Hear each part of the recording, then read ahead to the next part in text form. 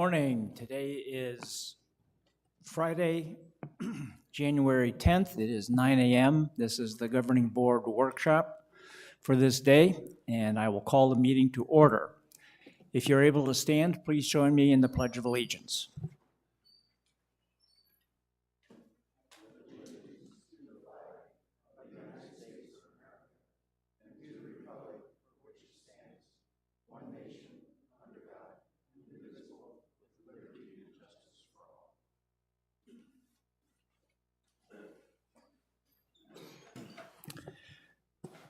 We have a quorum. We have 8 of our 9 members here and present with us, and we have Director Horvath is on Zoom. Say hello, Dennis. That's right. Hello. Okay. Good morning to everyone. Okay, thank you, Dennis. Okay, with that, then I will jump to the 1.04, the meeting procedures statement. The Governing Board conducts all of its meetings in compliance with Arizona open meeting laws per Arizona Revised Statutes, Title 33-1804, and in concert with RC-SCW bylaws, policies, and standing rules.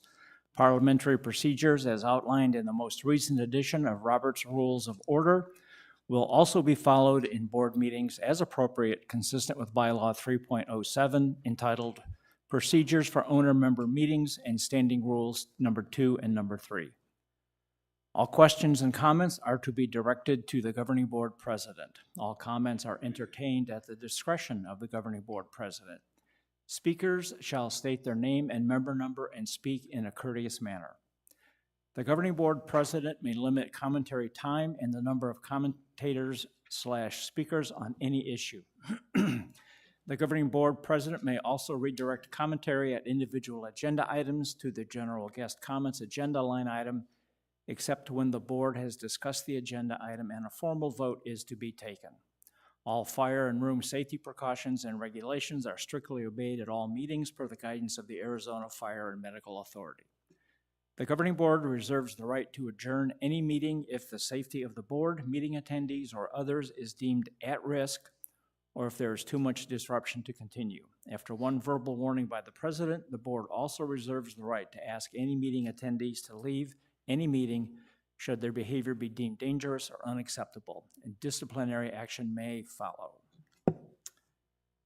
Okay, with that out of the way, we'll go to section 2 of the agenda, the approval of our December 13th meeting minutes. Are there any changes, additions, or corrections to those minutes? Seeing none, they will be accepted as written. Going to our new business category, we'll get an update from Director John Chatton, who chairs the Charter Clubs Committee on the RR&Ps revisions to the working group. Thank you, President Leary. Nick Turner and Vicki Erla have been heads of the working group that have been going through the RR&Ps, and they made a presentation to the Charter Clubs Committee on Tuesday. And Nick has agreed to give an update here today. So welcome, Nick. Good morning, everybody. First time with the clicker, and it works. I'm just not going to give you any details on the recommended changes to the RR&Ps from that the work group has come up with yet, because the whole committee has seen those changes, but they haven't had an opportunity to discuss or make any recommendations. So I'm giving you an interim, not a final report today. And I don't really want to show you any proposed changes that might actually be rejected by consensus of the Charter Clubs Committee and any resulting confusion that might result. So I'll just run through who we are, what we did, where we got the input from, and what our next steps are. So these are the members of the working group selected from the Charter Clubs Committee. And also we asked Dorrie Miller to join us. Dorrie was unable to continue. As you're all aware, Dorrie's got extensive background of working with the clubs and managing how the clubs relate with the recreation centres. So we've met 9 times. We worked individually on changes and proofreading. We've read every word more than once. We've considered input and suggestions from others, more on that in a moment. We've added a few new requirements and options, but the majority of those are actually just legitimizing current practice, which in some cases is actually not allowed in the existing RR&Ps, but everybody thinks it should be. So we just made some changes to do those, allowed some adaptation for technology changes, clarified some confusion, and also fixed some errors. Rather than omissions, there were things in there which were specifically said which we know are wrong. So it has been an extensive review, and the changes that we have proposed are actually based on full consensus of the working group. So there are individuals in the working group who may or may not have agreed with certain changes, but it is a consensus report.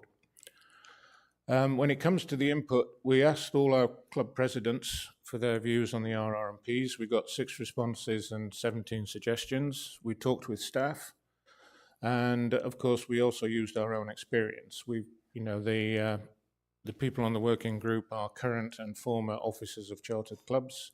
They've acted as liaisons for chartered clubs, so they know some of the issues they come up with. And they've also, of course, got experience on the Chartered Clubs Committee.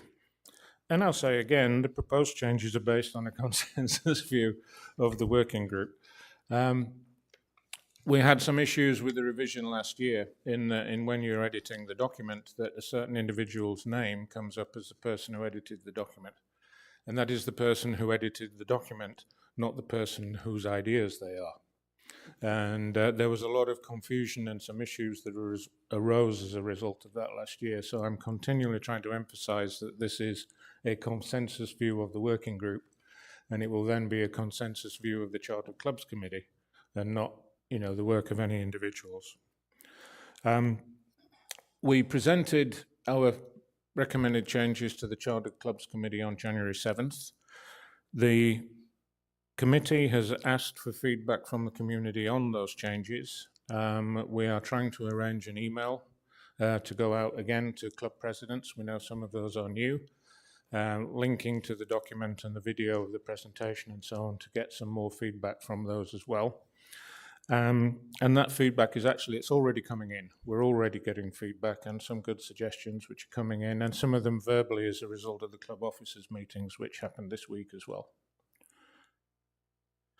When we've discussed that feedback, there will probably be an iteration on the current draft, and that may take another month or two. But so we're currently awaiting that feedback. We'll produce a draft based upon that feedback for the February 4th Chartered Clubs meeting. There may still be another iteration after that, but as soon as we have feedback incorporated, we have a consensus, then the Chartered Clubs Committee will be making a recommendation, and the document will then come to you, the governing board, for your consideration too. And that is it. Any questions? Any questions for Nick from the board? Any questions from the audience? Okay, Director Chapman? I just can't stress enough how much work they have put in time and effort to go through these RR&Ps, and I just want to thank Nick and all the members of the committee for all their hard work. Thank you.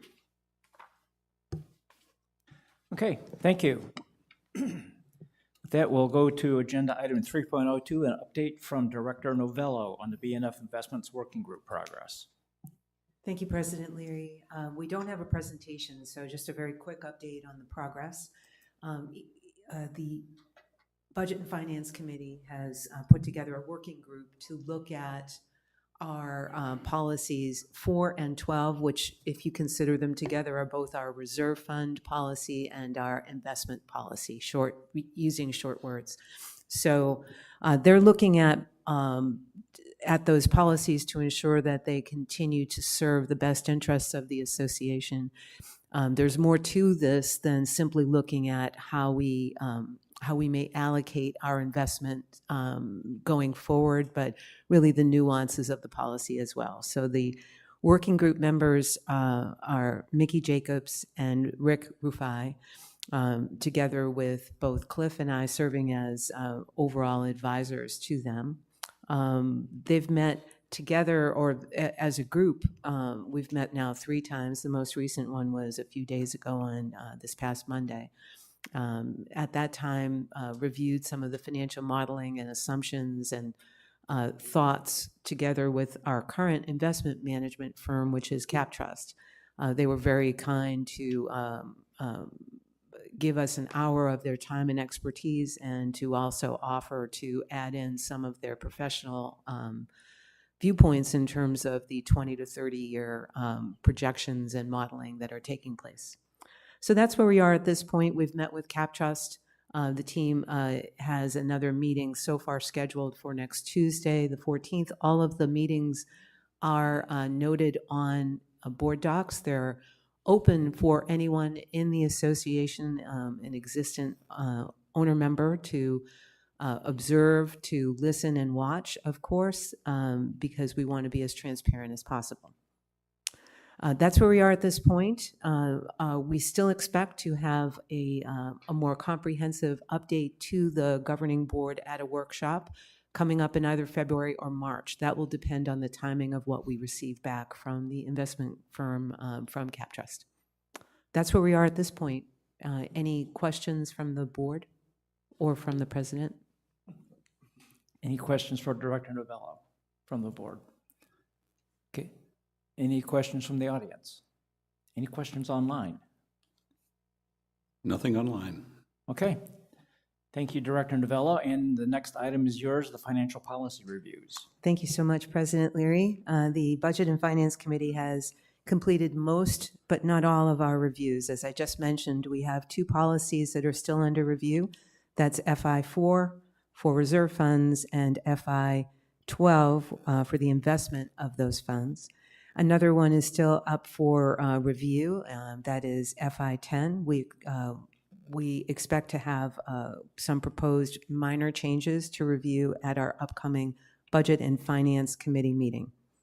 Beyond that, we have together looked at the, we'll say the content, the substance of our financial policies, and are in agreement as a committee that FI 1, 2, 3, 5, 9, 11, 13, 15, 16, and 17 are now currently in the best interests of the association and will remain as currently written. So no changes for us to consider. We still have 3 that are open for our discussion, and we'll be prepared to bring those back to the governing board at a future meeting.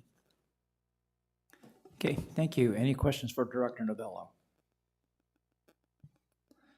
Any questions from the audience? Any questions online? I see none. Okay, thank you, Director Novello. With that, we'll move to agenda item 3.04, the proposed fiscal year 2025-26 CIP and R&R 50K plus review. Good morning, directors. Good morning, audience. Welcome to the first presentation in full of our proposed FY2025-26 proposed capital budget for the next G season. Generally, at this meeting, the Budget and Finance Committee has already had a meeting, and we've proposed it, showed this and had discussions on it there. So I want to invite you to the January 21st Budget and Finance meeting to really get into depth of this full budget and hear the discussions from that committee. Otherwise, charter clubs, properties, golf, and the Sports Pavilion Committee meetings have all heard the 50,000 and above capital project items at their meetings this month. So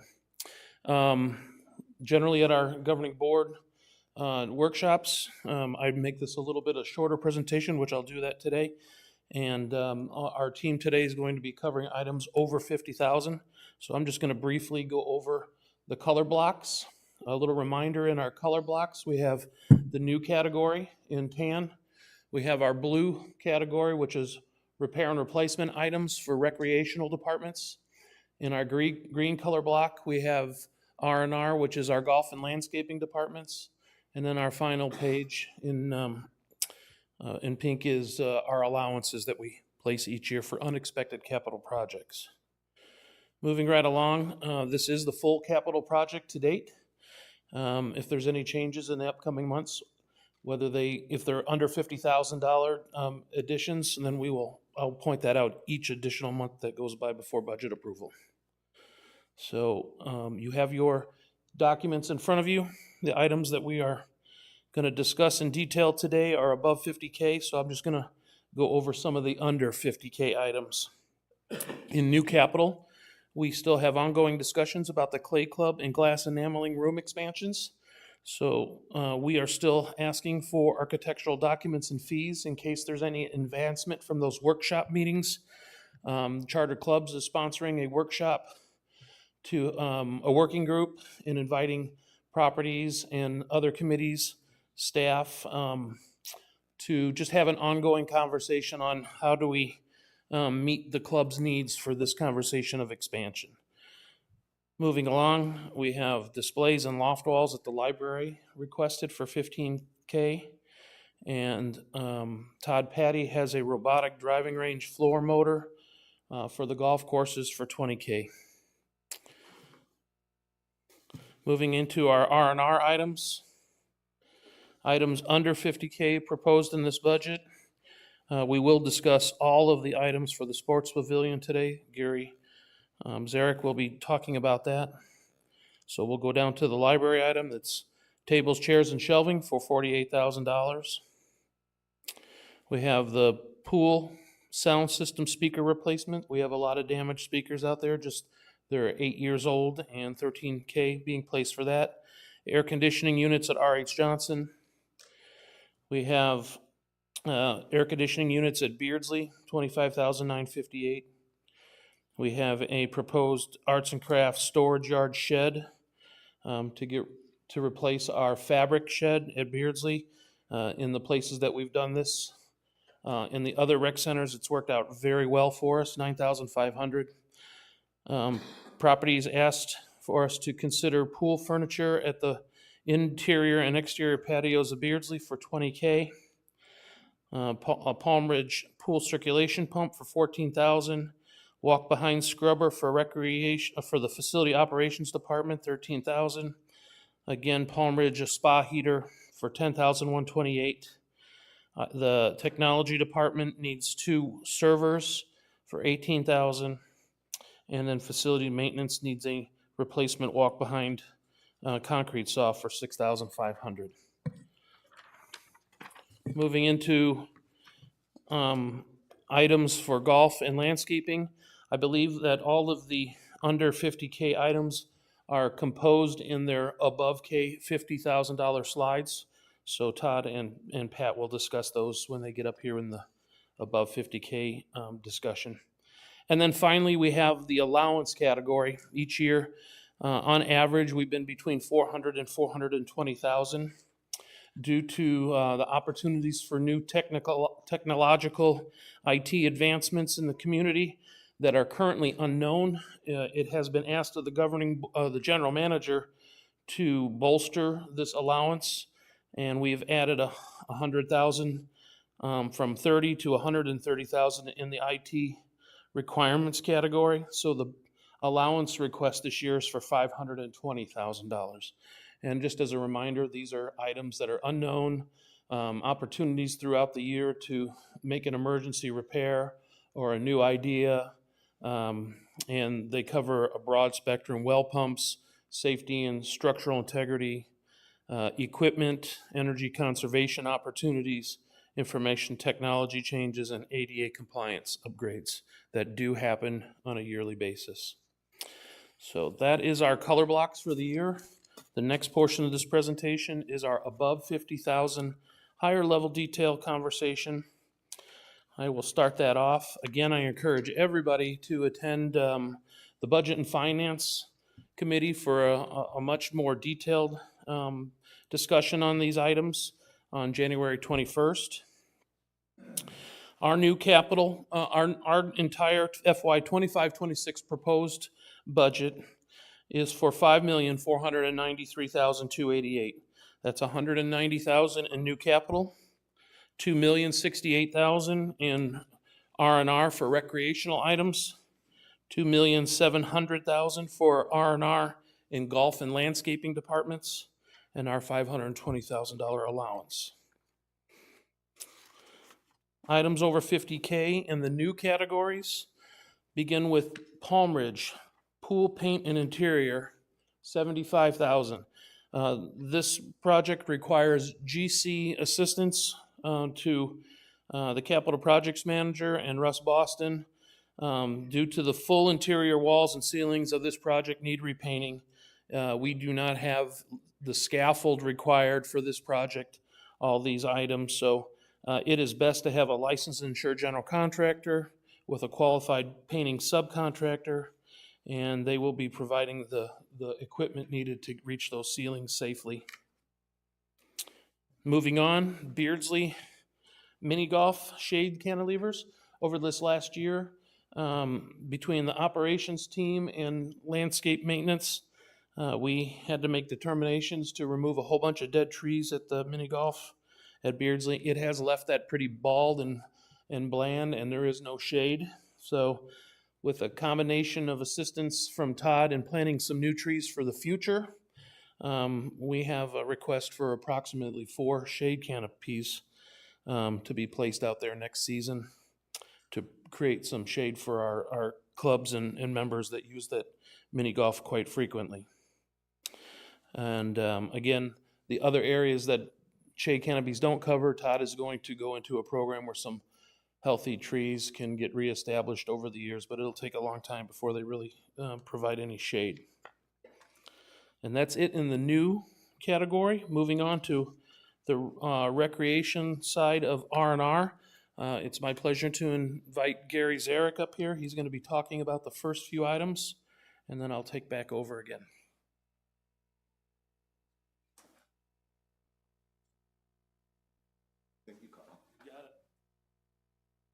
Good morning, everyone. Thank you.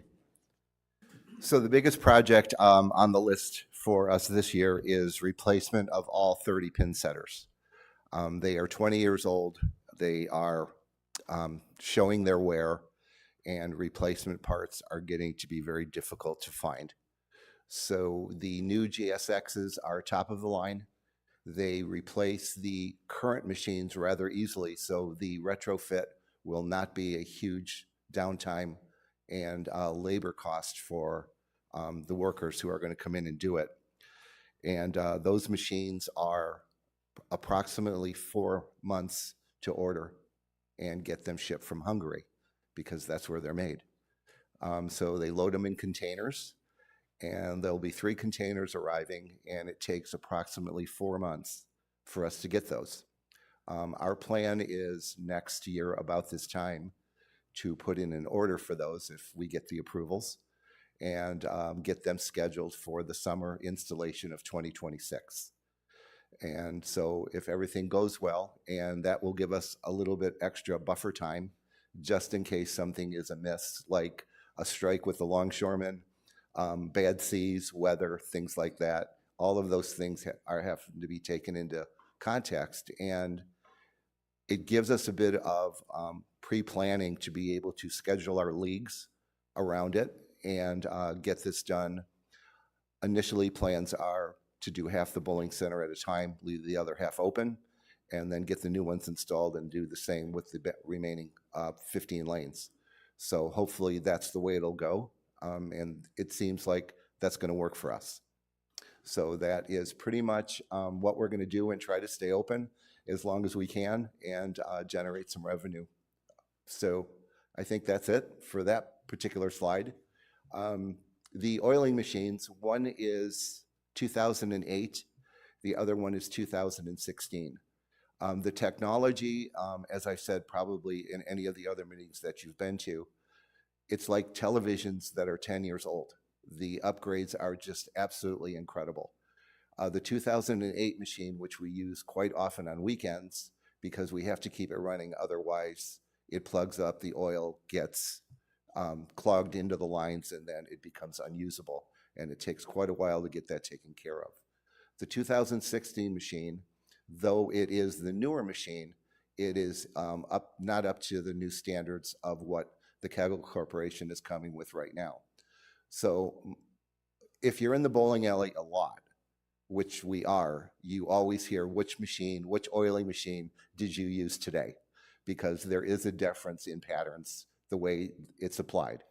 So my conversations with everyone was, I know it's expensive, but to do it once and be done with it, that way you don't have to have replacement parts for 2 machines. With 2 machines, you can put the identical patterns out, and which would please many of our bowlers. And in a jam, we can run both machines and have the oil applied twice as fast. So all good technology things.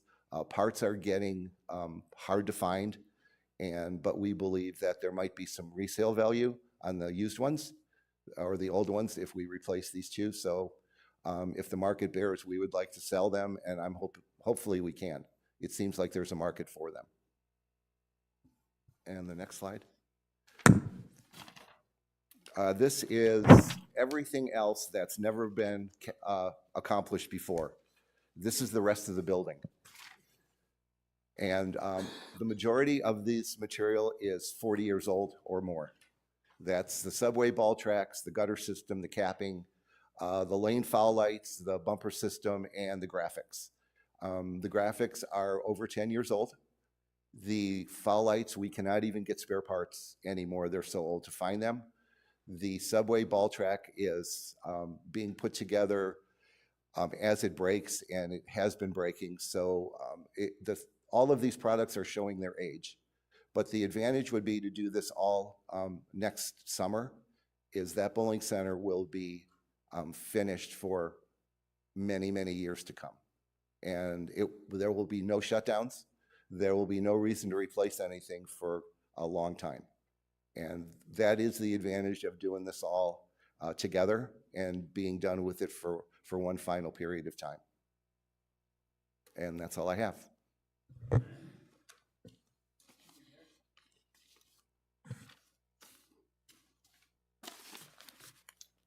Was any of this yours?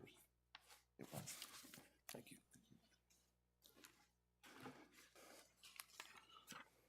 Moving right along, R.H. Johnson, we have the tennis court windscreens. All the courts were resurfaced this year. And in our tool, the windscreens also were up for their useful life. Just this season, we did all the ones at pickleball. They were only a year or 2 older. And so courts 1 through 16 for $75,000 worth of windscreens. There's a lot of windscreening down there, and it's all custom made. Kuntz Fitness Center cardio equipment, our typical 5-year replacement for cardio. Replaces 20 pieces of existing cardio equipment. And as normal, we go out to the bids cycle for the multiple leading brands in the industry and make our best decision from there. A community survey will be provided for input prior to the selection of that vendor, and upgrades to wireless streaming technology is included in this price, including some small room decor items to brighten it up, give some color to it. The Kuntz softball field outfield electronic scoreboard, $70,000. You might ask yourselves, why is this in the budget? Until the project is complete, it has to be placed in either the ongoing budget or the future. It was originally planned for the future budget. So as soon as all good things happen with Liberty Buick Softball Club and my department to facilitate the install of the new approved, governing board approved electronic scoreboard, this remains in the budget. Otherwise, I imagine all things will work out well, and we will have this removed in one of the upcoming months. Moving on, I introduce Todd Patty for R&R Landscaping in Golf. All right. Thank you, Carl. Good morning. In our proposed 25-26 capital budget for golf course maintenance, We'll start with landscaping. We are proposing to regrass 2 of the greens, number 1 and 2, over at the Johnson Lawn Bowl, using one of the new varieties of Bermuda grass out there, like a Tiff Tuff, not a Tiff Tuff, but a Tiff Eagle is one of the varieties that we're looking at. A cost of $337,459. And if approved, we would start that in April of 2026. Just a little background on the greens over there. They are over 40 years old. They are getting worn out. They're past their useful life. And so if we do the 2 greens over there, we have 4 total. And so if that works out, and then we'd go and do the other 2 greens at a later date. And then in the golf maintenance department, phase 1 of the Stardust irrigation and turf reduction project for $236,221, starting in July of 25.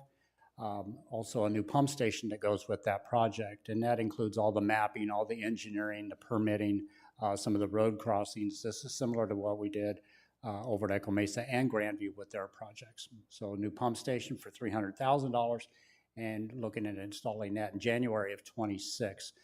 We have shoreline repair or hardscape projects at Deer Valley on number 18, also 14 and 18 at Desert Trails. We have about 41 lakes in our entire system, and so to date, we have completed 22 of those lakes. So we're making some good progress on those, and that is a water conservation project. So that would either be a riprap application or the split face block wall that we have out there. And then we have cart path slurry seal at Echo Mesa. It's kind of part of the project that we're going to do this summer, and we for $75,000, and we do that in September after the project is complete. And then on to our equipment replacement program. In golf maintenance, we have 22 units scheduled for replacement this year. Average age is about 18 years. They range anywhere from 10 to 31 years. Total replacement costs, $826,364. Or that works out to be about $118,000 per golf course. We are looking at a 4.5% increase over last year's prices. And then we deferred 4 units this year, 2 greens mowers and 2 aerifiers, one for the greens and 1 for the fairway. And so we do this every year. We evaluate our equipment. These are all on the reserve study. So we evaluate all of our equipment each year. And if we find that it's up for replacement and it's working, it's out mowing and doing a good job, and we're not experiencing a lot of repairs on that unit, we'll push it out to the next year or even beyond. All right, so our utility vehicle replacement, golf maintenance, we have 7 units scheduled for replacement. Average age about 12 years, and they range from 12 to 15 years. Total replacement cost at $164,263. Again, we're looking at a 4.5% increase on those units. And then we deferred 6 units this year, 4 utility carts, a dump truck, and a pickup truck. And our vehicle replacement for landscape maintenance, we're looking at 2 utility carts are scheduled for replacement, and a walk-behind greens mower that's used over at the Johnson Lawn Bowl. Average age, just a little over 11 years, and again, a 4.5% increase over last year. Total replacement cost at $94,177, and we deferred a lot of units out of this, out of the landscape this year. In fact, 8, 3 greens mowers, not greens mowers, but just mowers. Total, a tractor, a greens roller that's used over at the Johnson Lawn Bowl, a utility cart or trailer, and 1 pickup truck and a utility cart were deferred either till next year or beyond. All right, I'm going to turn this over to Pat, Golf Operations, and he'll go over some of his capital items for 25-26. All right, good morning, everyone. In my world, replacement of carts, fleet carts, ball pickers, janitorial carts come up every once in a while. And currently we have 154 carts in our fleet, and I'm requesting to replace 30 of them for this next fiscal.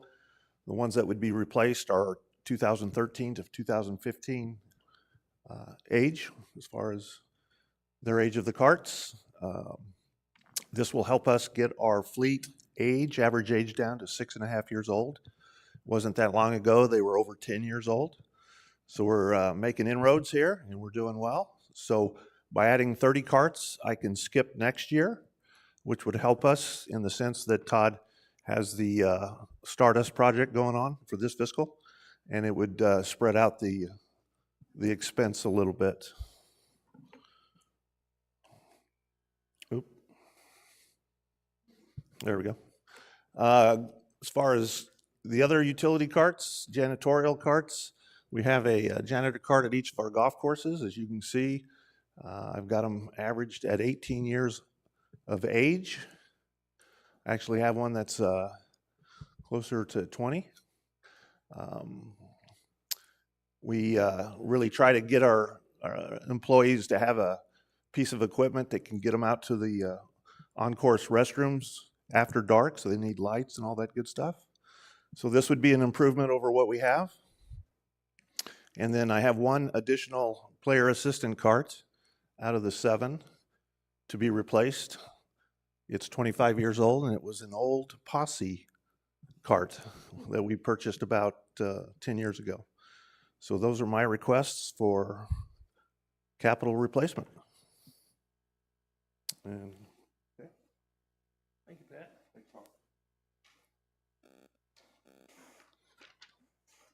And finally, folks, we have our allowance category.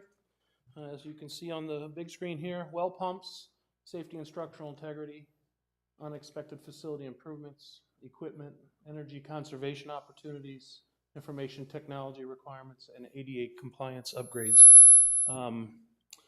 Again, the only change from this from year to year has been the request to have some extra dollars, $100,000 in information technology, unknown opportunities in this next year. So $120,000, and that concludes our presentation of the FY2025-26 proposed CIP.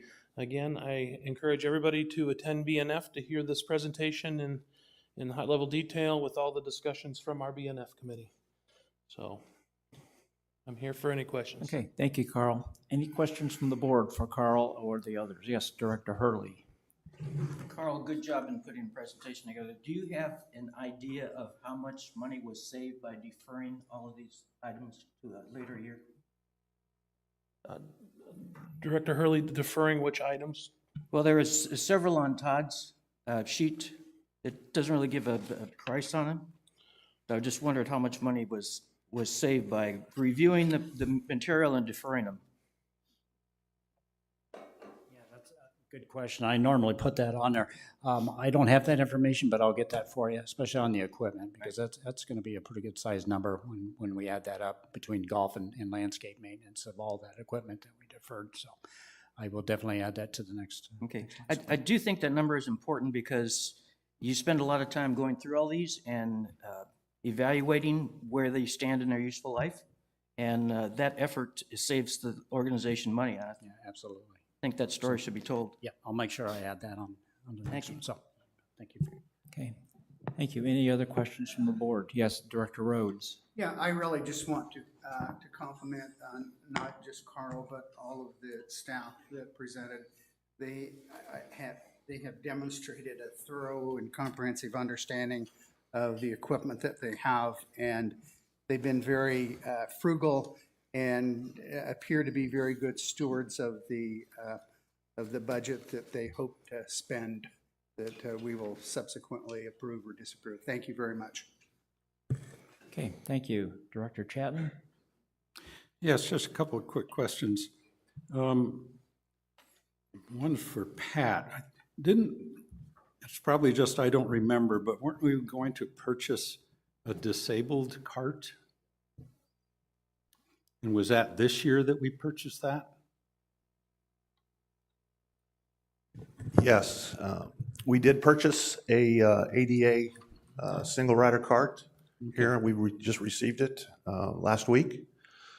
It's a solo rider, and it was encumbered over the last year or so. And we were able to pick one up, and it's going to be put in play this next week.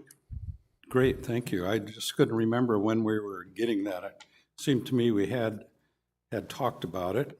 And one for Gary. What was it? Is there a process coming up for determining what the graphics are going to be at the end of the alleys, or has that already been done? No, Director, we actually put out a vote for the residents, and we will vote on that. I think they have till the 16th of January, if I'm not mistaken, to vote, and we will select the two that they pick. Excellent, thank Okay? you. Thank you. Okay, and yes, Director Novello.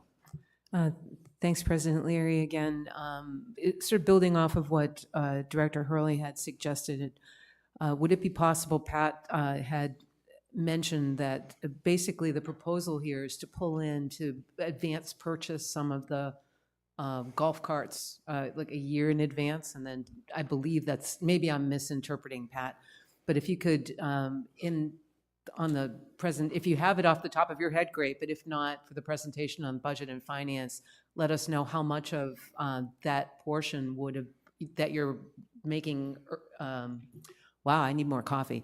How much are we including in this year's proposal versus what would have been done in a future year? Typically, we've been buying 20 at a time, and after we go through our evaluation with the 154 carts, getting to 30 would cause us to be able to have a lot younger cart, and that takes care of the 13s and the 15s. So, And you said it was, so if we normally do about 20 and we're proposing 30, so it would be about 10 more than would be our usual? that is correct. That is correct. Thanks. Mhm. Okay, any other questions? Director Horvath, are you still there with us?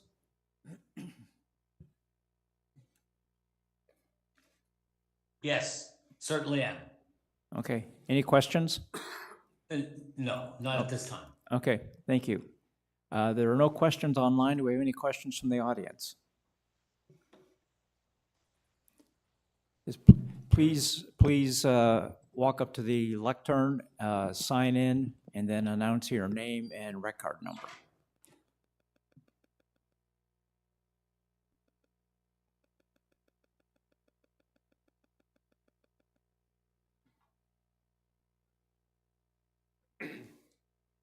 My name is Jack Ruzick, and my rec card number is 131696.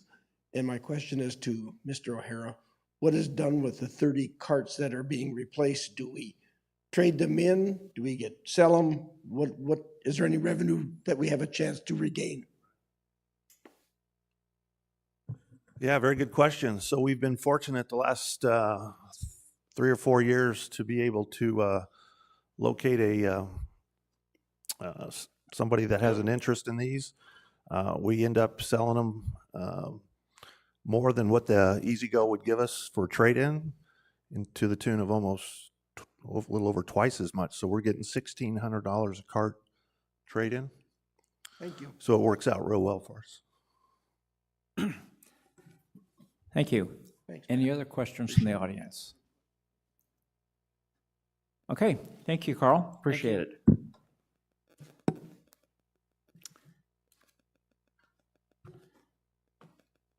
Okay, and with that, we'll move to agenda item 3.05, which is mine, revised Standing Rule 3.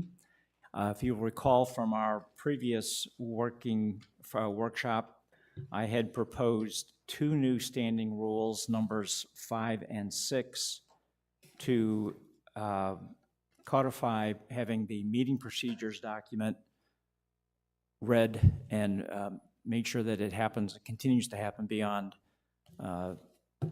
this current term. The feedback I got was to find a way to not have 2 new standing rules, and also to reduce the length of what was read at the meeting. So to that end, I have taken a look at standing rule number 3, have redlined it, have had our attorney take a look at it as well. He is fine with what has done here. You'll see the red lines. There are some relatively minor changes using the term rules instead of guidelines.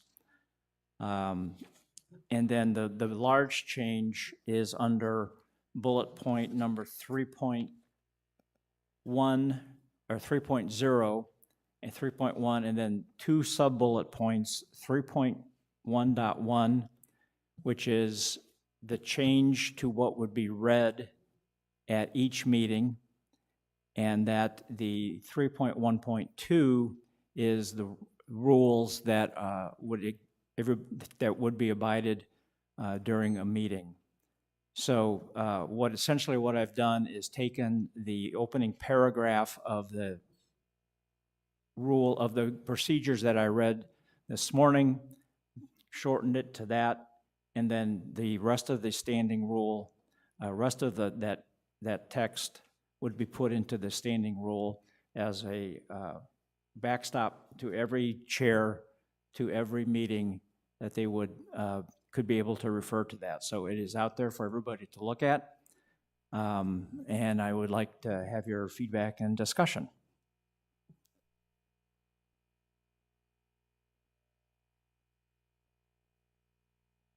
I stunned them into silence. Okay, Director Novello. Thank you for taking our feedback and for incorporating it here. I do like what you've done in terms of shortening this down and also including it into the standing rule number 3. So that's I guess my feedback is thanks for taking our feedback. Certainly. Yes, Director Rhodes. Yeah, I actually want to echo Director Novello's comments, but the part about this that I like is that it doesn't sound as draconian. I mean, it's much smoother. It's a little more better. Already. That's right, it's Mo Better, yeah. It's more better. More betterist. Thank you. Any other comments from the board? Yes, Director Chatton. Am I reading this right, that 3.1.1 is the only part that's actually read before the meeting? That is correct. Perfect. Thank you. Good job. Thank you. Any other comments? Okay, with that, can we get a consensus to move this to the regular meeting for a vote? I see head shaking. Okay, great. Thank you. So we'll take care of that.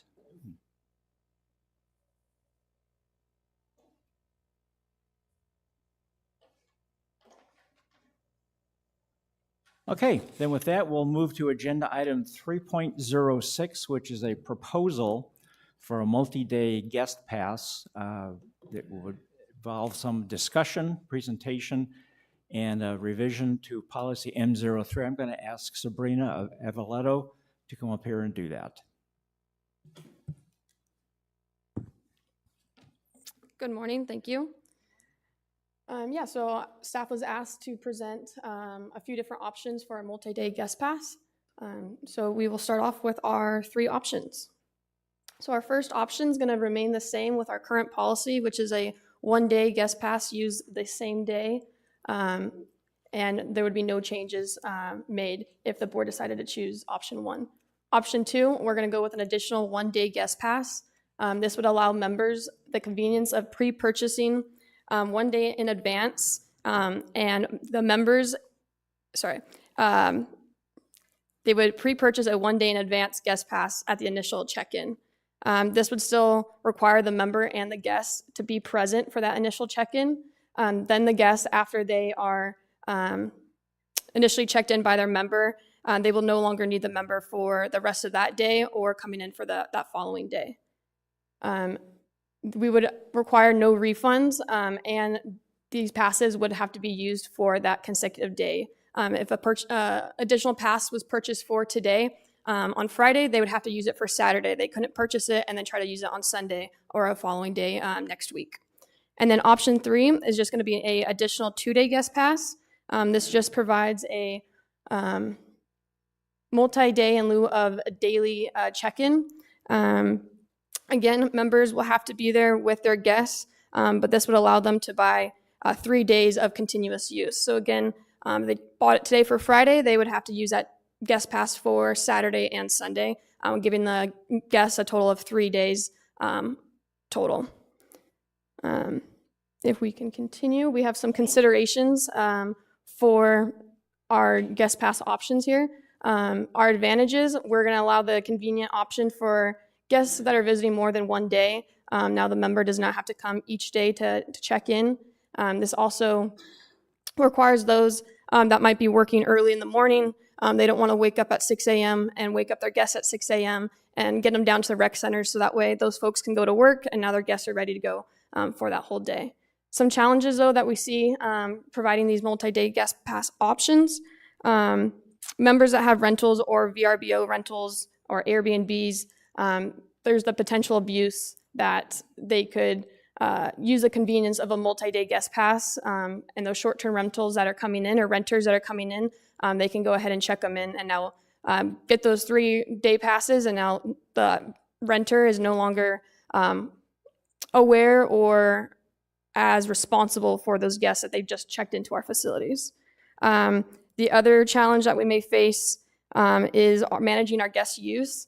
If we provide more days or offer more day guest passes, this could rise in the amount of guests that we see in our facilities and then take away from our member experience. So these are just a couple of things that we are aware of and want to bring to your guys' attention if we move forward with a additional guest pass option. But again, we're always going to have those loopholes or something that we have to, outweigh our options. And then something that we are moving forward with, whether or not the board decides to make a change to our day guest pass policy, operationally, we're going to move to guest wristbands. Our current procedure is using a receipt, and that receipt will get you to access to the other facilities using that same day, but we're going to move forward with colored wristbands, and these are going to be used to just identify guests easier. It's going to help with that check-in process. Once you get your wristband on that initial check-in, or right now for that one-day check-in, that guest can now go to another rec center, be able to show, hey, I have my wristband on, and then they can move forward. We will have 2 different styles of wristbands, one for the 19 and older, and then another style of wristband for the guests 18 and under, again, for easy identification. And then you can see that those are color-coded for the day of the week. And upon check-in and passing out those wristbands, our monitors or staff would write down the date as well as the member number. So that way, today's Friday, they couldn't use it for the following Friday. We'll make sure that those wristbands are identified for that day being purchased. And this will go in effect in February, whether or not the board decides to make a change. So guest wristbands will be the new guest pass moving forward either way. And yeah, with a change, it would be effect to the policy. So that's what we're here to discuss. Thank you. Okay, thank you. Any questions for Sabrina? Yes, Director Rhodes. Yeah, Sabrina, I really want to congratulate you. You've really done a lot of the heavy lifting on this. Thank you. And we have seen this before, and I think this is a great start. Something dawned on me, though, is that our initial target here was for multi-day pass, but this is something that I believe we could employ for all of our guests, all guests that come in. So whether they are here for a multi-day pass or if they just come in for the day and you take your kids down and they play mini golf and that's it for the day and they're going tomorrow. So all of the guests that we have here, this would be an excellent system for that as well. Are you referring to the wristbands? Yeah, so that's what we're deciding to move forward with. Yes, any guest that comes in, you'll be able to know within our rec centers, library, sports pavilion, they will all now have a wristband. Whether you're buying a one-day with our current policy or if you guys decide to make a change here, every time you check in, you're going to have a wristband. Okay, thank you. Any other questions from the board? Yes, Director Novello. Thank you, President Leary, and again, thank you very much, Sabrina. Great work. We've seen this at General Manager Operations meetings, so thanks for bringing it here so that the rest of our folks can see this. I'm really in favor of the multi-day option. However, operationally, you had mentioned that the possibility, some of the downsides is possibility for fraud and so forth, which we understand, but in your in an operations opinion, don't we have some of those same exposures today with the little receipt system? Yeah, no procedure is going to be perfect. You're going to have to outweigh, the pros and cons and what the convenience is and what we're going to be able to offer members and make improvements to. But yes, right now with our receipt process, There's no doubt that there's going to be some loopholes and people can take advantage of that currently. So we're hoping with the wristbands, though, that is going to wind down a lot of those loopholes and those members or guests taking advantage of our procedures. So that's why either way, whatever decision you guys make, the wristbands will be put in place. Understood. So it sounds to me then that this, I realize that the multi-day does have some additional exposure, but we still have the same amount of daily exposure, in my view, based on what you're saying from an operational standpoint. Not really. If we move forward with the, one additional day or do 2 additional days, we are going to have the same exposure that we would have right now. Exactly. There's not going to be too much gain from that. That's why we're going to implement the wristbands. If anything, it's just going to help improve our current procedure. Adding a 1 day or additional 2 day is just going to give that member convenience. Yeah. So thank you again to you, Stephen, and the whole team for listening to our and member feedback on this. I think it will really improve the convenience factor and many other things too, in my view. Thanks. I have a question to follow up on Director Novello's question. Do we know what level of fraud that we have? We do not at this time, no. Our current process checks in the guest, and we're not actually identifying the current process checks in the member. We're not identifying the guest right now. So I'll say these are initial discussions to get this multi-day guest pass option started, and we want to implement it, and this is kind of the short-term solution, but we definitely know within the six months this year and having a new IT director, we're going to be able to make some further improvements. Okay, so we may be talking about a problem that doesn't exist.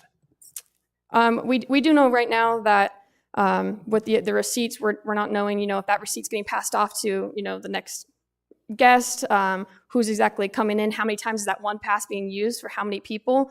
So that's why we're hoping these wristbands are going to be able to limit, hey, if you have that on your wrist, you can only come in once. You can't pass that receipt off, go back to the parking lot, and they'll bring in a couple more. So those are the things that we are aware of, and this is why we're moving forward. Perfect. Yeah. Perfect. I think that's great. Okay. Any other questions from the board? Questions from the audience?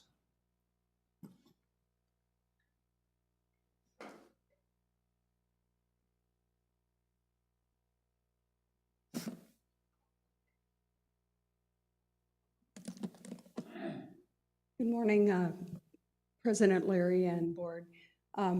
Thank you, Sabrina. That is a fabulous... Name and number, please. I'm sorry. Lynn Kellis, 129-120. Fabulous idea. My question is, are we going to be tracking our members? And what I mean by that is, if members have family and friends or whoever that live in Surprise, we've got people all over that we like. Are we going to have a way of tracking that they've had those same people in, day out, just as being able to use our facilities? Yeah, so right now we don't have the ability to do that. We have the ability to run a report and see how many guests per that member. So yourself, we could run a report and see how many guests you've brought in for a whole year, but we cannot see if it was your grandchild that's come 10 times in this year or versus, a friend. We're hoping, though, again, with our IT director and coming up with some more solutions that we can find. But at least you'd be able to see if I were using it over and over and over and over. Yeah, and that's where the perhaps the abuse, or right now we don't have a limit on how many guests per member can come, but that is something that we will be taking into consideration. Thank you. You did a good job. Thank you. Okay, thank you. Any other questions from the audience? Okay, we do have questions online. Yes, President Leary, we have a question from Mary Gaynette, 133113. And she says, can you give an example of why selling guest passes in advance opens things up to fraud? There's more, but you want to respond to that? One of the things that we wanted the board to consider and everyone to be aware of is, we do have owner members that will rent out their house for VRBO or Airbnb. And the reason why we didn't offer a week or we didn't go further than additional 2 days is because we are worried or aware that maybe that there's a potential for those short-term renters to come in with their member, come in by a week's worth. Now they have a vacation here, they're just short-term renters. That member is not really aware or responsible for those guests anymore. And now those guests just have a week worth or multi-days worth of coming into our facilities. So we just see that right now that could be happening with day to day, but at least there's some more accountability for that owner member to come in each day to check them in. If they were able to come in and just do a whole week's worth or more than 2 additional days, we just see that just being a potential abuse there. All right, thank you. Then there's a comment and another question, same person. If you have the person's name on the pass and saw their driver's license when buying, that's all that should be needed. Do we actually require their driver's license when they?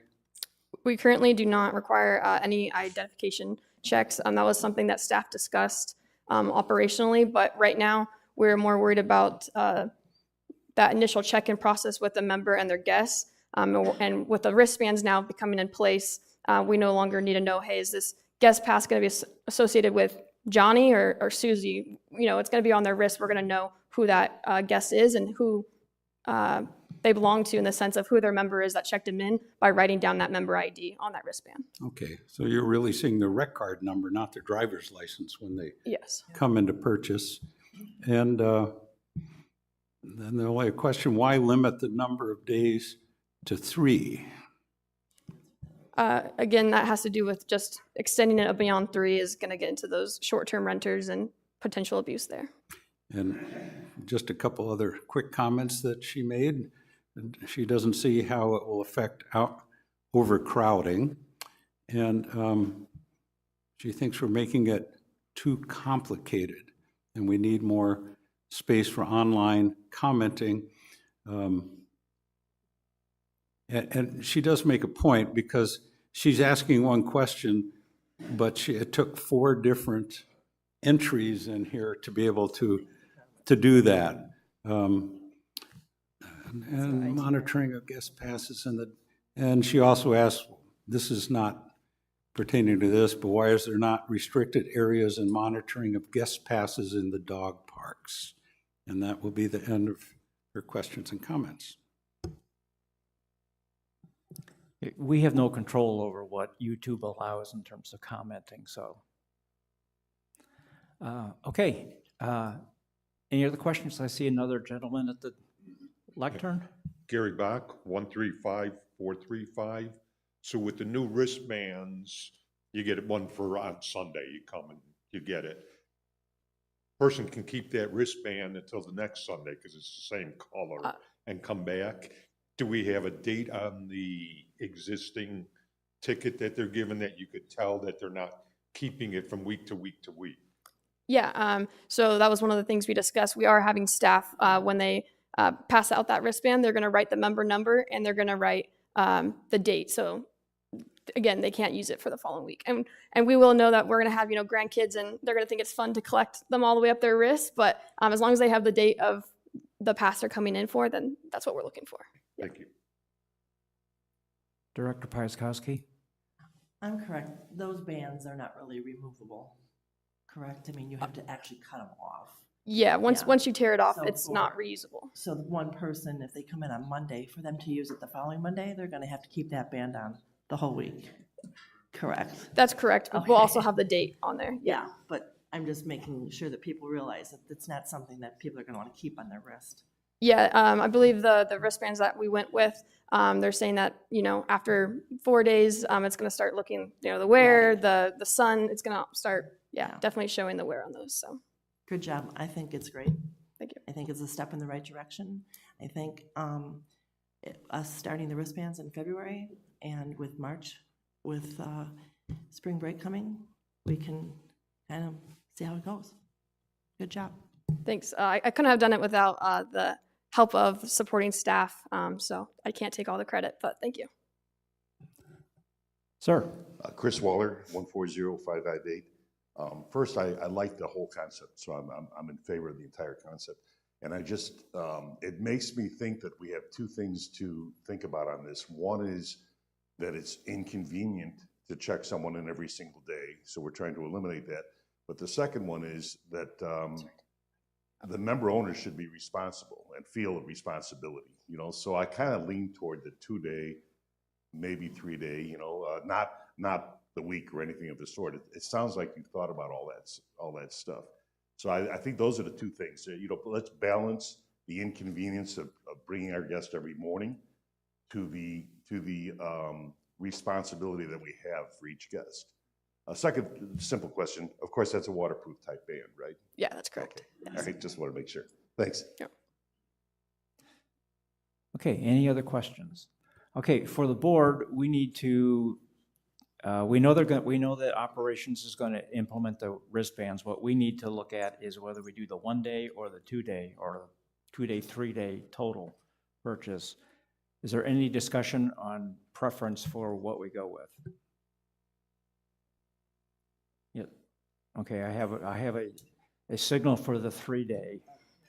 Okay, let's do it this way. Let's do let's just do this. Let's move this to the get a consensus to move this to our regular meeting, and then at that meeting we will take a vote on whether it's 2 days or 3 days. 3, whatever it is. Yeah. Well, we have to do it at a regular meeting. Recommendation. We can discuss it at the meeting. Yeah. So we have 2 options to I discuss. I would just ask or recommend to make it a little clearer, because definitely during staff discussions, this 2-day, 3-day got really confusing. So the way we worded it was an additional 1-day or additional 2-day, because there is a potential that someone could come in tonight and buy for tomorrow or buy for the next 2 days, but they're not counting today as a day. So Okay, so the correct terminology is additional 1-day or additional 2-day. yeah, that would just help in some Okay, discussion. so then what we'll do is we'll vote on the additional 1-day or the additional 2-day at our regular meeting. Okay, great, thank you. Yeah, you're welcome. Thank you.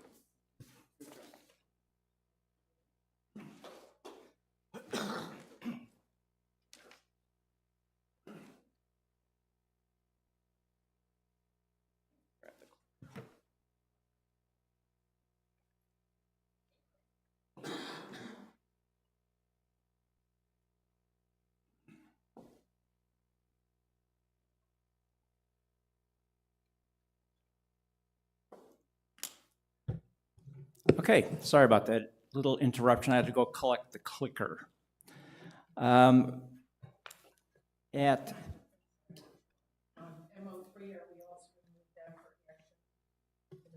Yes, we're going to move MO3 to the meeting, regular meeting. Okay, last agenda item under new business, the PORA Matter. As I'm assuming everyone is aware that PORA has approached us. We discussed this at our workshop in December, and one of the task that I was given was to talk with our corporate attorney, and he came back with a solution, with an opinion. So I want to go through that with the board and with the audience so that everybody is aware of what has gone on. I have also shared this with PORA, so they are aware of this. But I want to make sure that we have everybody is informed. So I have a deck here.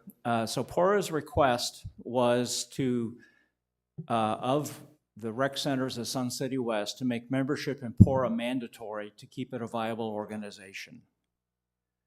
So I don't think anybody would disagree that PORA has delivered value to the residents of Sun City West. They've done a lot of work regarding taxes, regarding water, regarding the just a number of topics. They got 4 committees that they work: the Government Relations Committee, the Water Committee, the Road Traffic and Safety Committee, and the Sun City's Transit Committee. So they do a lot of work with the governmental organizations and so on. Now, their mission is to advocate for a strong, supportive community, and their vision is to be an effective voice for Sun City West. I don't think anybody would disagree with what they've done there. So in October, PORA officials came to me and some others with their requests, and the request was basically to make PORA membership mandatory for all Sun City West residents, and to have the rec centers bill Sun City West $15 per year per person. And the goal here is that PORA is in financial straits, and they're asking Sun City West, the recreation centers of Sun City West, to make, again, membership mandatory, and at $15 a head, if you multiply 28,000 members times $15, that's $420,000 a year. So that's the amount that they're looking for. So that's the background. They wanted to have a referendum vote come March of this year to make these things happen. So we brought it to the entire governing board on the 13th, and then the Sun City West featured stories in their 18 December daily edition and their 25th December edition. Who has not seen those? Okay, everybody has seen them and read them. Okay, good. So based upon the last meeting, I spoke with our attorney, James Hazelwood, and he provided a comprehensive opinion on the matter. It was a 4-page memo. So I'm not going to read the whole thing to you, but I will read you a couple of pertinent items out of it. So in James's opinion, and I'm going to read this here for everybody as well as everybody online, James says, quote, "In my opinion, RCSCW cannot be involved in a request to fund expressly or tacitly a mandatory PORA membership fee for all residents through dues. RCSCW is a planned community association under Arizona law, Arizona Revised Statutes, Section 33, 1801, and its sequences, with mandatory membership and dues/assessments and property it owns and maintains for its members. Its existence arises out of the mandatory obligation of owner members that run with the land in the 100 or so recorded subdivision declarations of covenants, conditions, and restrictions, and in the separate recorded facility agreements that owners sign." So there's some important concepts here. Every owner member who owns a property here in Sun City West signed a facility agreement that says that you agree to pay the dues and any special assessments. And as part of that, at the declarations of the recreation centers of Sun City West, the corporation has the ability to enforce the payment and collection of those dues. So it is part of what you sign on for when you become an owner here in Sun City West. So let's look at Sun City West, the recreation centers of Sun City West, and PORA. So Sun City West, the recreation centers of Sun City West, is a planned community under Arizona law with mandatory membership and dues and assessments. It maintains property for its members, places like this building. PORA was established as an ancillary organization by Del Webb in 1983. Mandatory membership was not required when PORA was created at that time. With the rec centers of Sun City West, mandatory membership runs with the land recorded in covenants, conditions, and restrictions. So your CCNRs and the facility agreements are tied together with mandatory membership. They're part of your CCNRs for your properties. PORA was not given any express obligations nor right to assess owners or make them mandatory members. even after there were amendments made to the declarations in 1986, I believe it was, and in 1993, when the expansion area was created. So there were two opportunities for PORA to have mandatory membership that was not done in those 2 years. I've already mentioned this. Owners sign a facilities agreement at closing that commits them to paying their dues and special assessments. PORA is supported by voluntary membership contributions in the form of dues. That's the way that Del Webb set it up when he created it, and that's the way it's been running for the last 45 years. And I have also mentioned this, the association has the authority to enforce its payments. You know, in the term, if anybody who's gone through this, you've had a lien placed on your property until you've paid your dues and become compliant. Sun City West owners are not required to carry out agreements or to be bound by documents of PORA. They have no authority to do this, which is why they're coming to us. So James went on to say, quote, if Del Webb had wanted PORA to have mandatory membership and dues, it probably could have established it early on. Perhaps it even could have been established in 1986 when other amendments were updated. Nothing like that occurred. Moreover, such an amendment almost certainly would not occur today without 100% owner approval. So I'm going to read that last sentence again. Moreover, such an amendment would certainly not occur today without 100% owner approval. So we can't have PORA membership made to be mandatory unless 100% of the owner members agree to it, because it's tied to the CC&Rs with the properties that we own.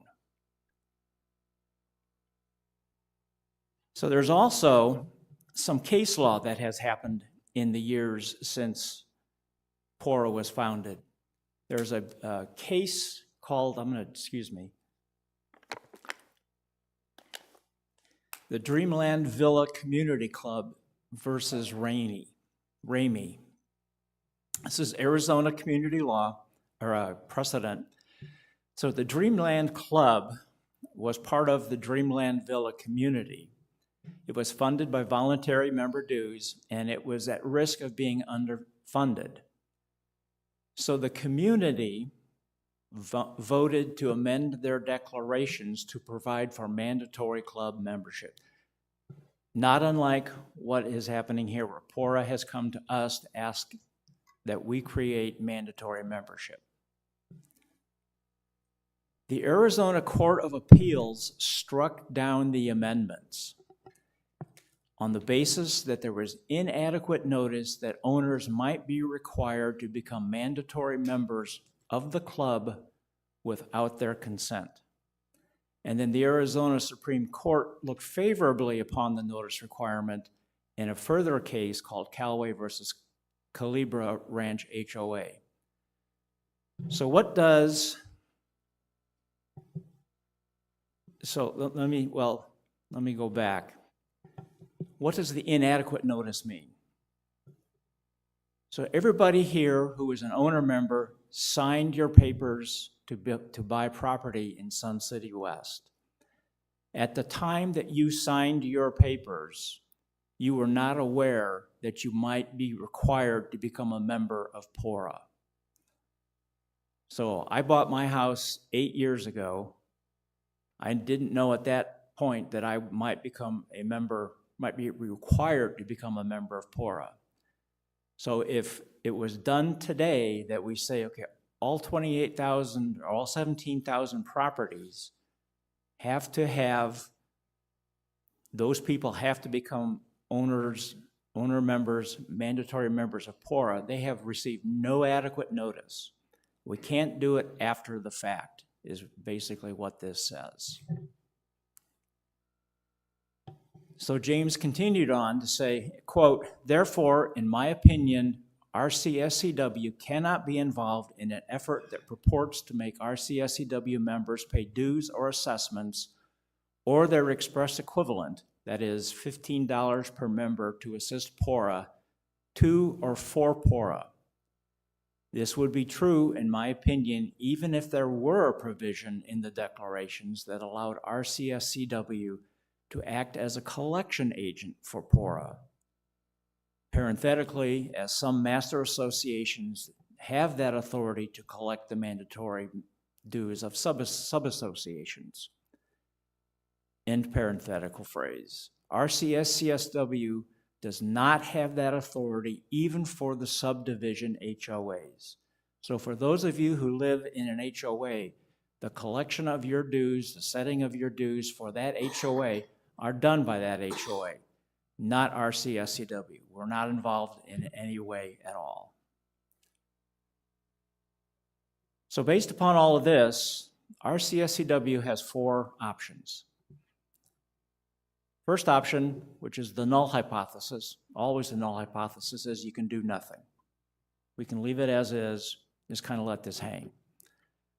Option 2 is we can petition the owner members of 17,000 SCW properties to agree to change their CC&Rs that govern SCW properties to become mandatory PORA members.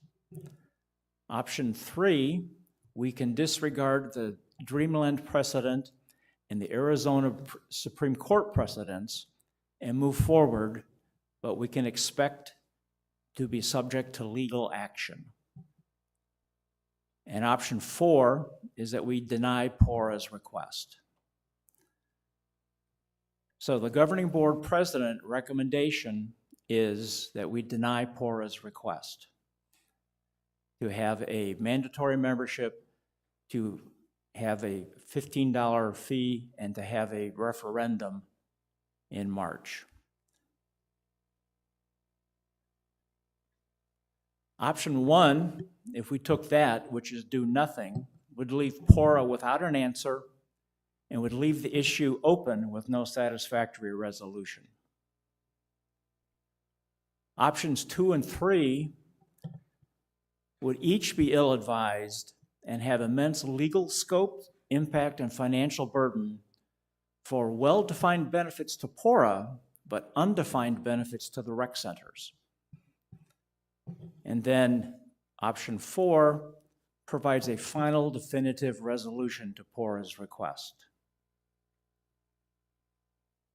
So what I would like for this board to do is if we can have some discussion, but I think we need to have a consensus to move this to our regular meeting to make a final decision, options 1, 2, 3, or 4.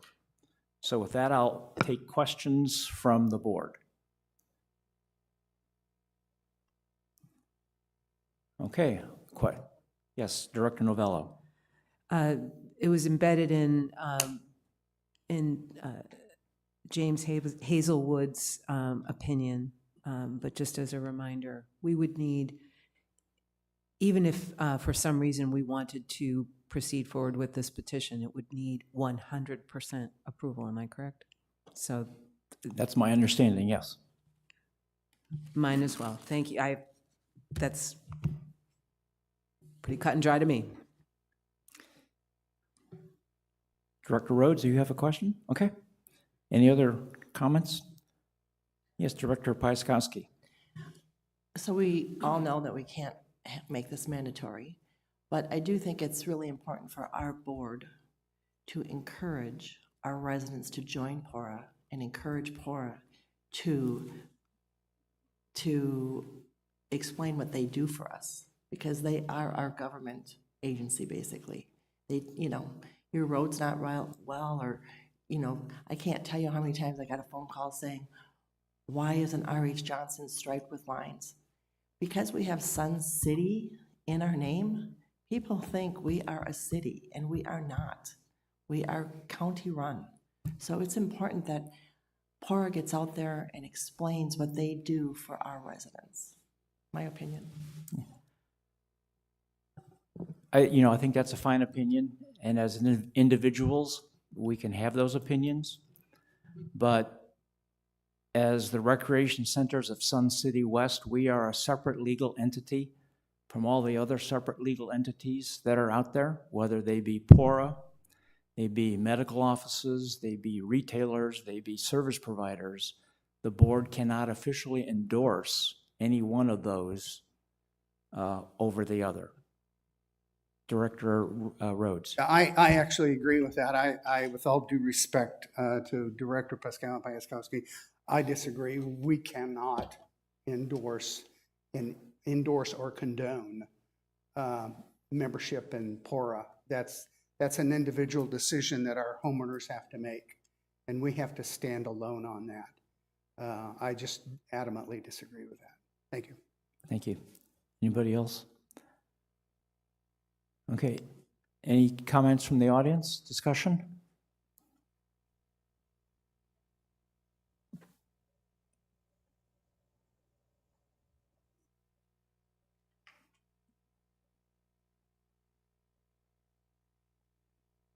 Yeah, good morning.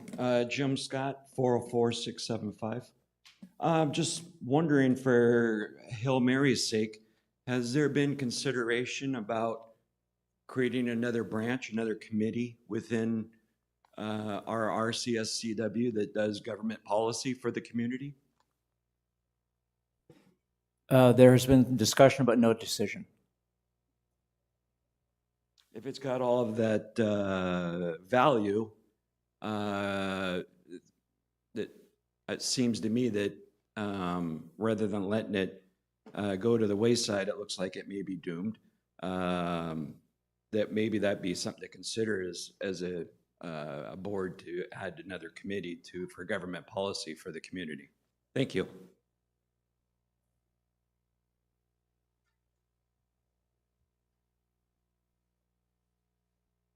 Dennis Hansel, 111074.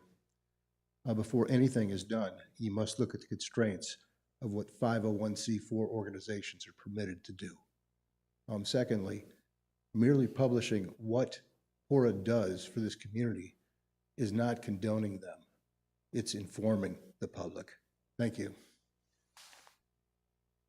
Thank you.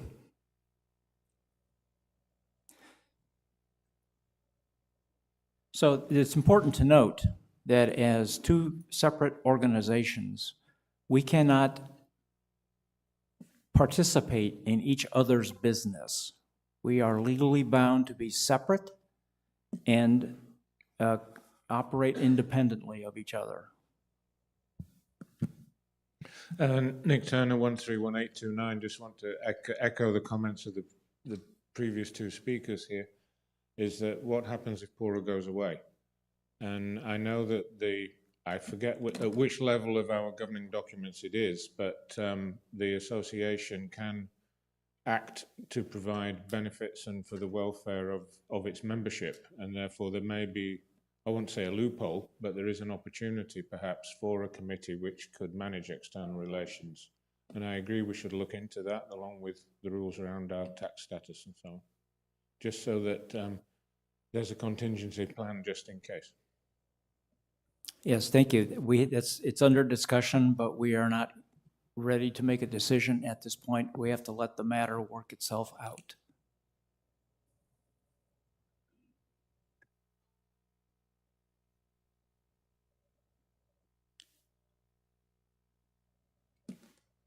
Bud Metter, 132059. Mr. President, ladies and gentlemen of the board, and fellow citizens, first, I think your presentation this morning was fair. As you may or may not know, I'm the government rep guy on PORA. I'm the guy that gets the spears in the chest when I go down to the Capitol. Attaboy on, I think, giving a fair presentation of what your lawyer said. Where we are, by the way, this is just an extemporaneous session here with me. I have no prepared remarks, nor have I discussed this appearance with anybody on my board.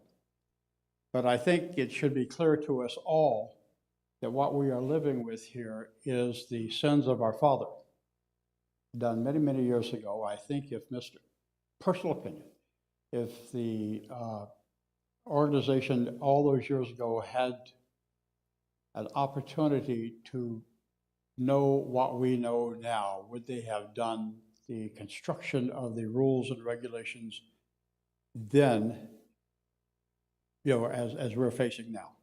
So I suspect that what we are going to have to be thinking about is, how do we make this thing work? How do we continue, for example, with the government representation? Do you guys pick it up? Does it become something under your banner? I don't know that. But as a resident, I've been here now a little over 6 years, over 5 years. I can tell you that our voice, Sun City West voice, is an important voice. People on the Hill listen to me when I go down there because I represent you. There's a lot of us here, there's 30,000 people. They're acutely aware that we are aware, we citizens are aware of what goes on, and that we vote. So the Sun Cities form an important constituency for folks down in Phoenix to listen to. I know you have, you've done the Lord's work in thinking through this thing. And so I want to compliment you on that. But we do have some things before us with a rapidly expanding county. As you may know, we did a study last year out as far as Wickenburg by year 2050 and how that impacts us. We did that with Maricopa County Planning Action Committee. So there's a lot of big things going on that affect us all, And so I just, you know, we have to have a win-win here in some fashion. So however we do that, however the smart guys and gals who are the lawyers and the politicians work that out, we've got to have a little come to Jesus meeting here to make sure that we can take care of the community in the out years. So what I'm looking for is a win-win. And so thank you very much. And that's fair, and it would be poor of us as a board to not recognize the value of those, you know, governmental relations. What we have, we do recognize that, and we do recognize the need for it. What we have not decided upon is where do we go? As I said before, we have to let this process work its way out in order for us to decide which way we're going to go. Yes, Nick. Thank you for letting me have a second go. And just as Bud was speaking here, it occurs to me as well that there's a huge, deep well of experience and knowledge in the people over at PORA who manage these things. They know people. They know who to go and talk to, and it would be a tremendous pity if that was lost. Agreed. Okay, so anything else? Any questions online, comments online? John? Not on this issue. Okay. Then Karen, we will move this to the regular meeting for a final vote on the proposed option. Okay, that finishes that matter. We are at the final board comments. I'll start with Director Horvath. Do you have any comments? Wow.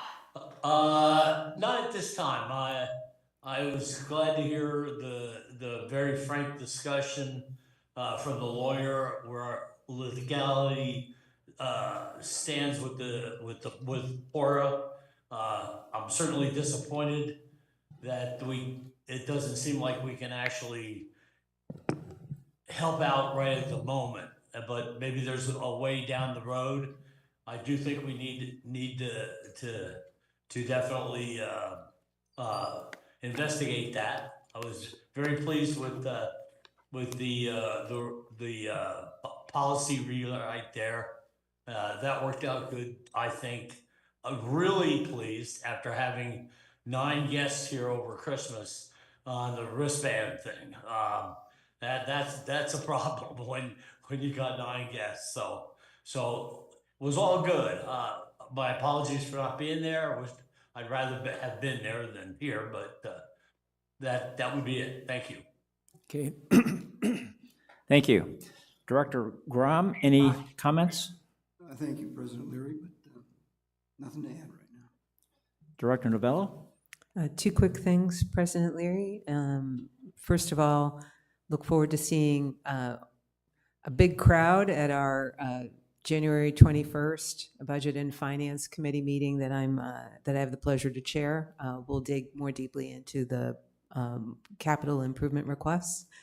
The second thing is I want to extend my thanks to the 10 individuals who have volunteered to potentially serve us as directors going forward. We have 10 candidates that have announced their candidacy. I wish all 10 well, and I thank them for being willing to volunteer. Thank you. Thank you. Director Chapman? I would just comment as it pertains to PORA that I look forward to more discussion by the board as to how we can accommodate a solution to continuing to provide for all those services that PORA is providing. I have my own ideas as to how that can go, but I'm looking forward to that discussion because I think it's absolutely critical that we continue those functions that PORA is currently providing. Outside of that, Happy New Year. Okay, thank you. Director Piaskowski?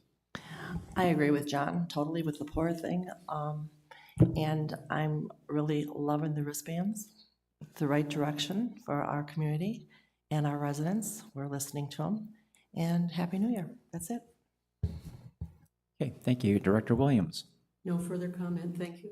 Director Rhodes? I do. I want to make some comments about PORA. I think we would be naive to think that we could proceed without picking up some of the issues should PORA go under, for not having a better descriptor for it.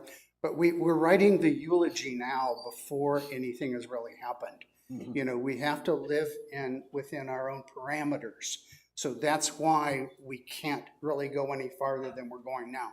If by chance, and this is just if by chance, PORA does become insolvent, you know, clearly there's something, and I don't know what that is right now, there's something that has to be done. I think Mr. Metter made some very positive points about representation on different committees and different people that he knows and the connections, and those are all critical. It's critical to all of us in this room.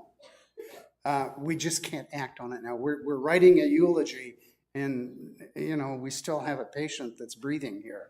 So let's kind of take this one step at a time. We're not trying to ignore it, and we're not trying to brush it off. But there are limitations on what we can do at this point. Thank you very much. Director Hurley? I just have one comment, and this is a pet peeve of mine. Could we make sure the slides do not have a black background? Because this takes a lot of ink. And some of this, well, it looks like good contrast here. When it's up on the screen, it's almost unreadable. Mm-hmm. It's my comment. Thank you. I agree. Okay. Any comments from the audience?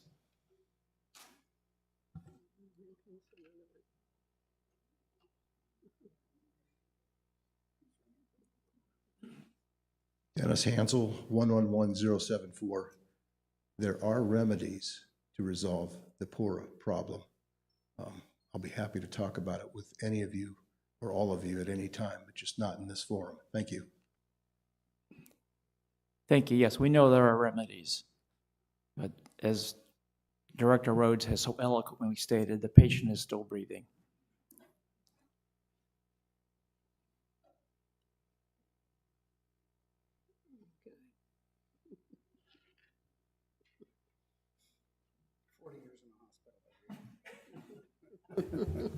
I'm having sucking chest wounds here, Director Rhodes. I can feel the pain.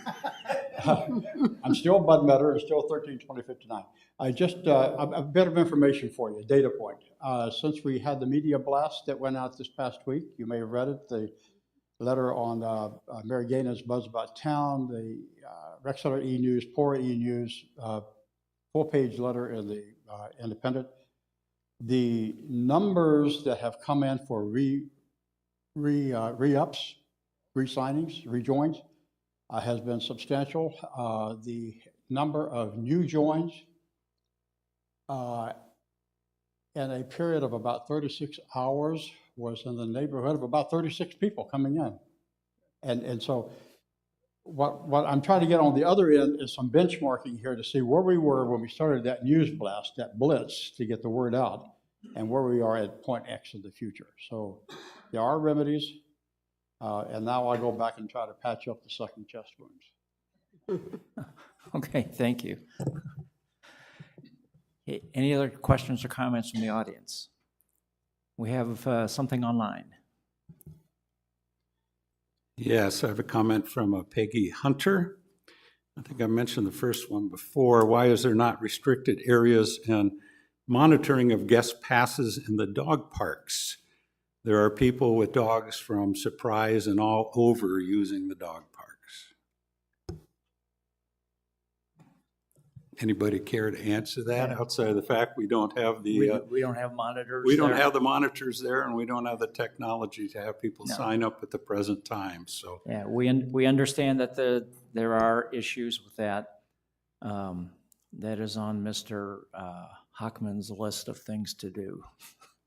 Or it just got added, I'm sure, but. Anything else? Do you have a comment, Mr. General Manager? Yeah, thank you, President Leary. I just wanted to congratulate Carl Wilhelm. He's announced his retirement. That'll be in April. I forget the date exactly. 25th, thank you.